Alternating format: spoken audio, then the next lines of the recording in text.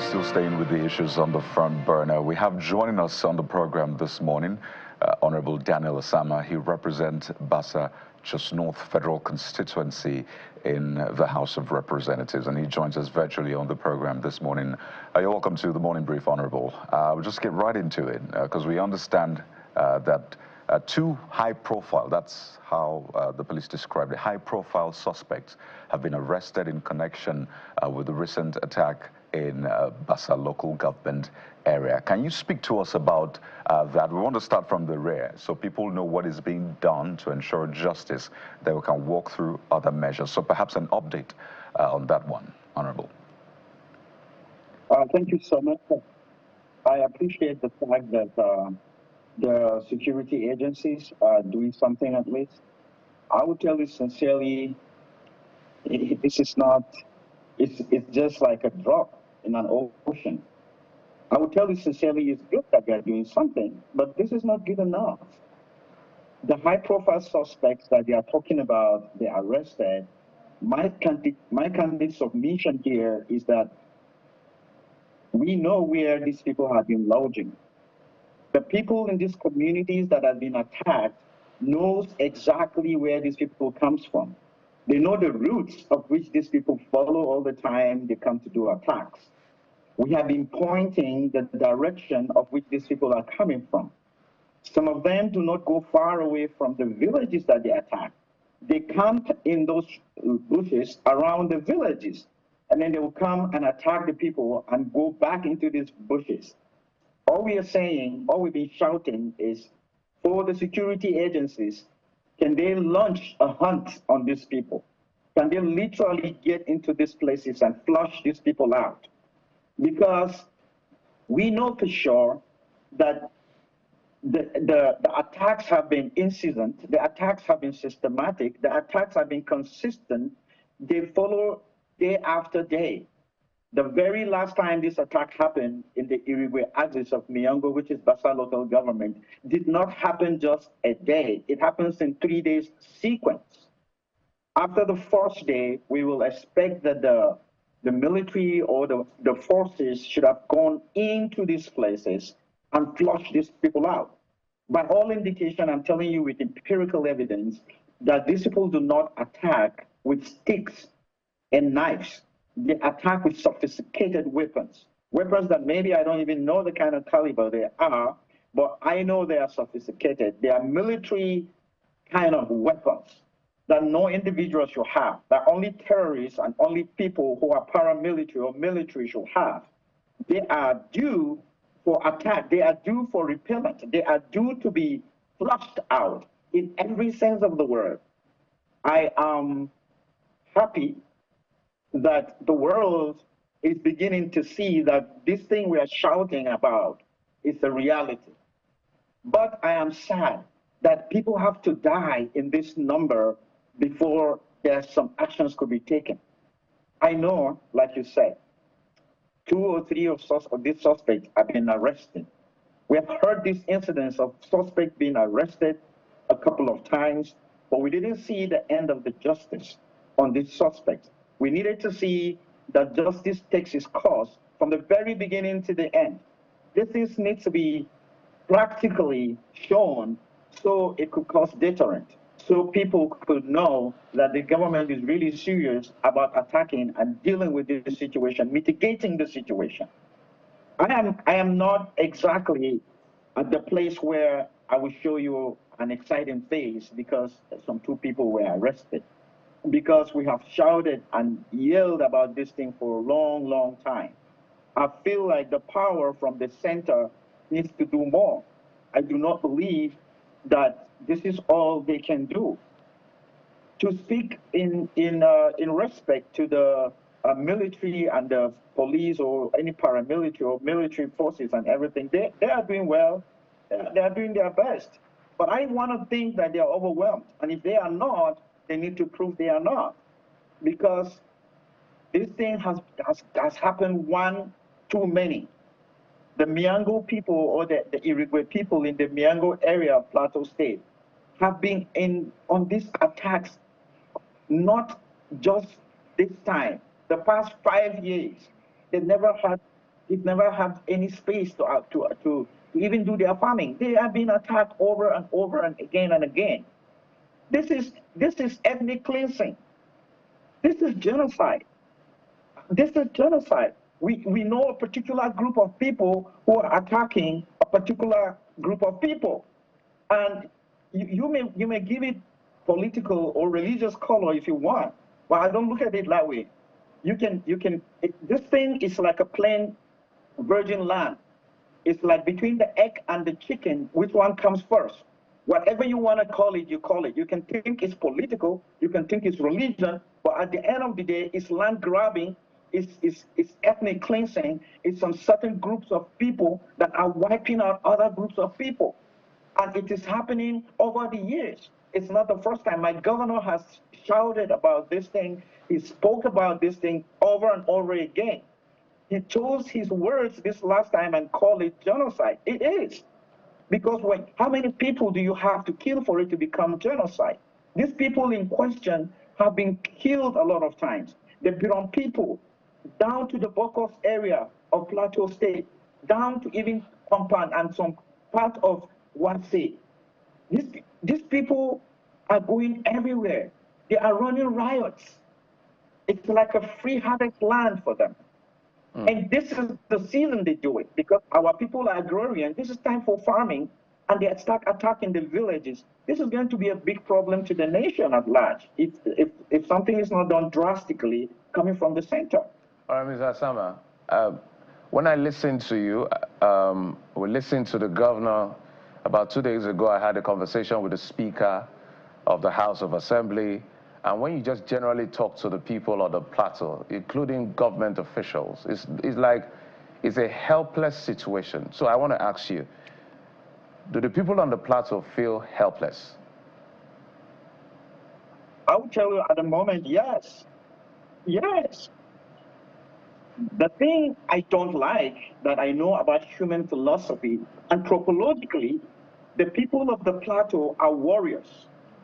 They are some of the few people who had survived the invasion of the great Danfodio's jihad.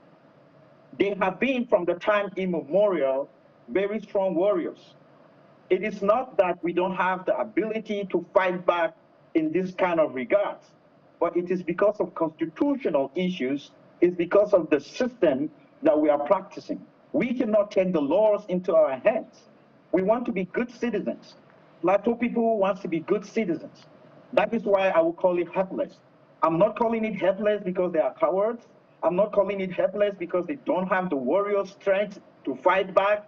I'm calling it helpless, because the law is not allowing us to take the laws into our hands. We cannot take arms and start fighting back in a situation like that. That will be a chaotic stage that this government would not want to see. The situation right now is pushing the Plateau person to the brink. It's pushing the Plateau person to the wall. It's a show that the only thing the person would do is to want to turn back and fight back. All we are calling in the central government is that we don't want Plateau people to start to want to take self-help as the only way out. If they take self-help as the only way out, it's going to bring in new situations. It's going to be chaos. We want this government from the center to do more into trying to make the people in Plateau, the tribal and the indigenous autochthonous owners of Plateau, to believe in the government. What will make you believe in the government is that you feel safe and secure by the government. We want the government to show Plateau people that they are not helpless, because the law would not allow us to do certain things to protect ourselves, but the law is not protecting us enough for us to feel safe. So we feel helpless because there is the law, on the other hand, that is giving us instruction on how to act. But we feel like the law is not taking action on the people that are acting excess. We believe that there are infringements that will happen between people every time. When people live together, conflict is imminent. But there are so many ways to resolve conflict. You don't have to carry arms against each other. And even if I offend you, there is the institutions of law that could take care of it. But when the other side is not abiding, or when all the sides are not abiding, it becomes chaos. We are strong people. Plateau people are strong people. They have a strong spirit. They are resilient. They are tenacious. They are very, very hard and strong warriors. Do not get this wrong. Do not misunderstand the hospitality and the peaceful nature of a Plateau man for cowardice. The Plateau man is not a coward. I've known the history, I've read the anthropological history, I've heard from our grandparents. We have known how strong the Plateau spirit and the Plateau people are. All right. But we are held back by the law, and we want the law to take preeminence and to take absolute control over the situation. That means protect the citizens of this place who are trying to be law-abiding. All right. Honorable Asama, your opening comment, first of all, pardon me, please accept our condolences on these rounds of killings. We can only imagine what the people of the Plateau, are feeling right now.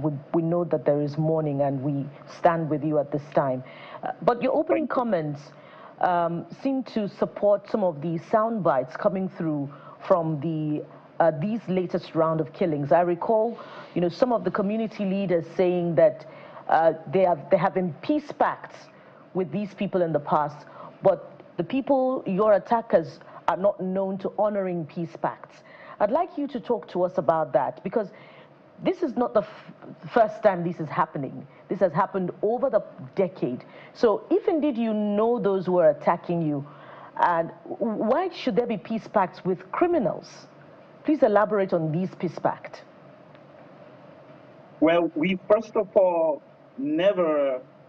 we have never declared people criminals. We never align them and call them criminals, because we, for instance, want to leave this in the hands of the law.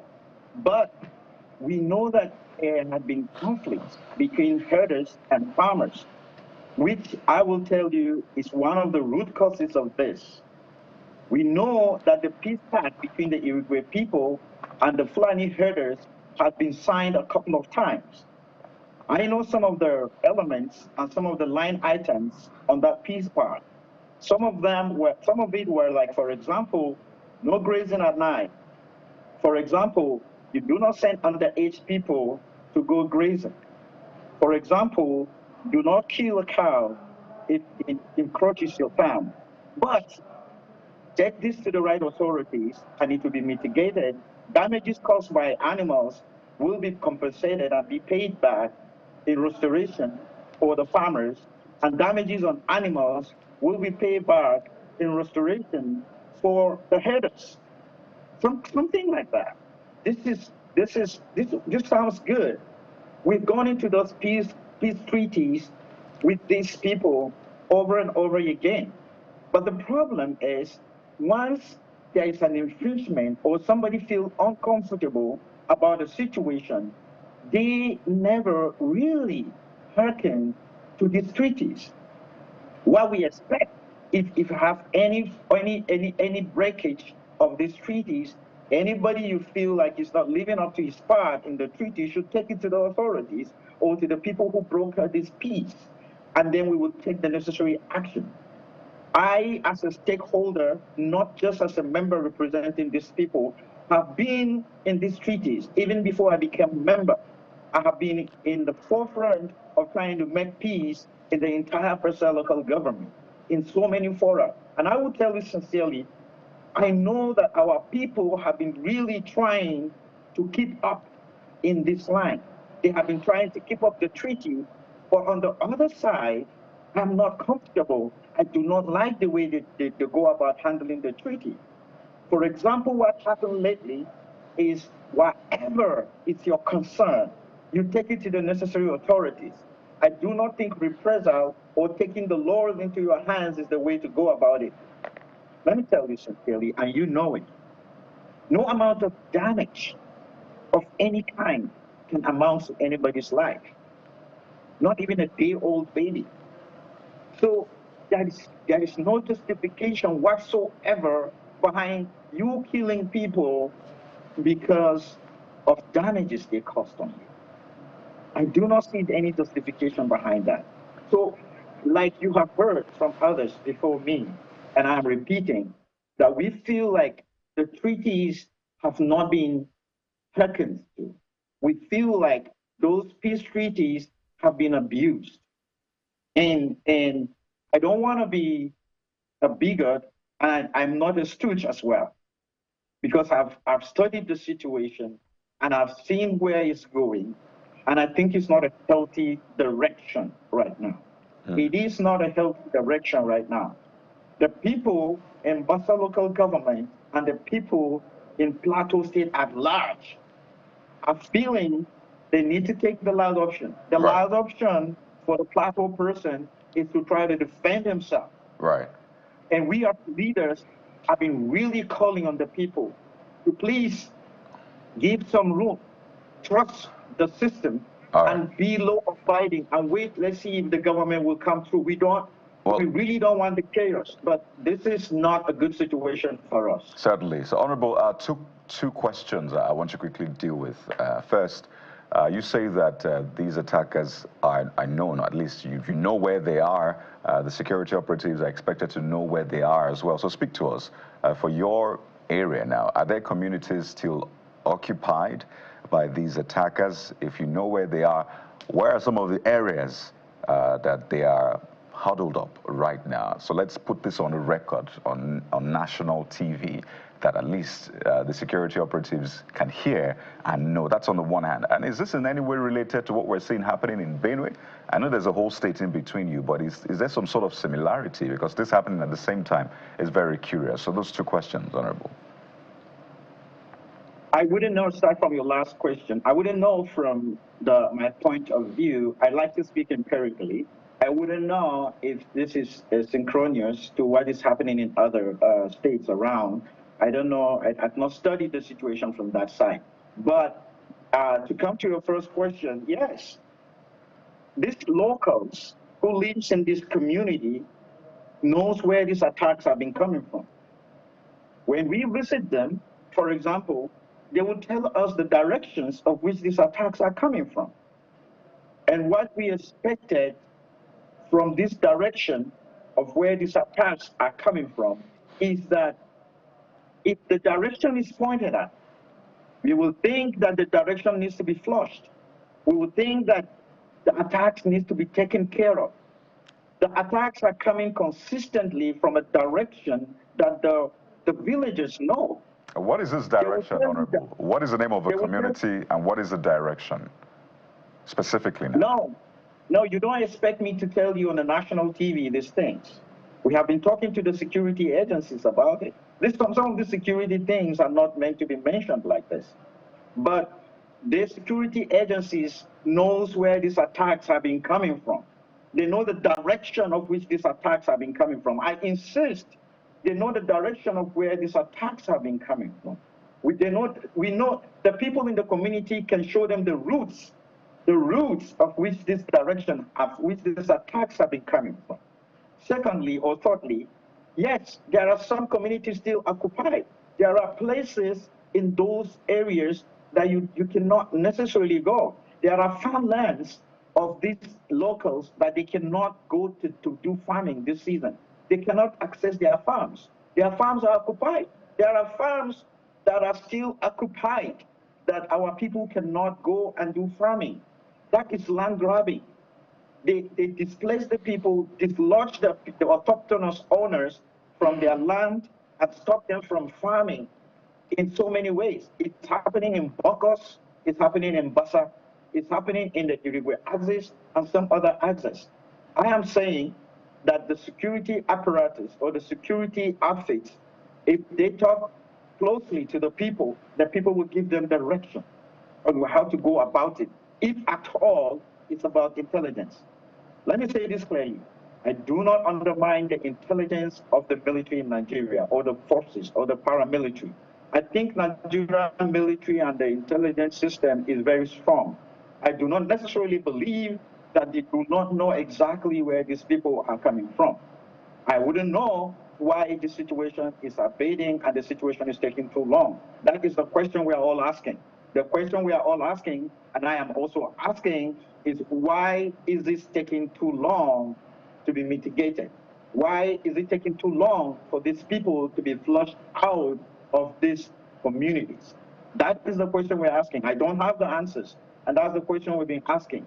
And some of these things, I believe, the questions are maybe security sensitive, that I wouldn't get direct answers, but I don't want answers necessarily. I want actions. Right. If they cannot give me answers to this, then I want my people to have their lands back. At least let them have their land and their homes back. At least let them be able to go to their farms and do their agrarian activity as they should do. This is what I'm asking for. I'm asking that the people should have their land back. I'm asking that the that's not too much stop. to ask for. I'm asking that whoever is causing this pain, justice shall happen to these people in full-fledged. Well, that's not so much to ask for, certainly. We'll be following up on the arrest that has been made, the prosecution, and of course, the action from the security agencies amidst the concerns about this being some sort of conspiracy. You've called it a genocide, ethnic cleansing, and all. But we have to thank you so much, Honorable Daniel Asama. I know you're on oversight duties as a member of the Federal House of Representatives, but thank you so much for your time. He's representing Bassa, Just North Federal Constituency. Wish you the very best, Honorable. Thank you so much. And I just want to continue to sympathize with my people and just let my people know that we are strong and we will get over this. Certainly. Thank you. We'll take a quick break now, and when we return, you know, a lot of the things you see happening are they go back to politics, really, the politics of things. Opposition providing alternative ideas, putting pressure on the party in power to do better. So what is the state of opposition, really? That's the next port of call, so stay with us.